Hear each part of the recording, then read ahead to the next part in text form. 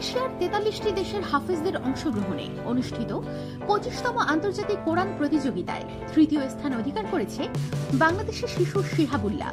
ইউরোপে বাংলাদেশের মুখ উজ্জ্বলকারী শিহাব রাজধানী যাত্রাবাড়ির তাহফিজুল কুরআন ওয়াস সুন্নাহ মাদ্রাসার ছাত্র। ইন্টারন্যাশনাল কোরআন নিউজ এজেন্সি জানায়, বিশ্বনন্দিত এই প্রতিযোগিতা ক্রোয়েশিয়ার রাজধানী জাগ্রেবের ইসলামিক সেন্টারে অনুষ্ঠিত হয়। এই প্রতিযোগিতায় 43টি দেশের মোট 75 জন প্রতিযোগী অংশ নেয়। প্রতিযোগিতার উদ্বোধনী অনুষ্ঠানে ক্রোয়েশিয়ার বিচারমন্ত্রী ও আন্তঃধর্মীয় সংস্থার প্রধান ড্রাজান বসনিকোভিচ এবং জাগ্রেবের প্রধান মুফতি আজিজ হাসান ভিক সহ অন্য সরকারি কর্মকর্তা ও গণ্যমান্য ব্যক্তিরা উপস্থিত ছিলেন।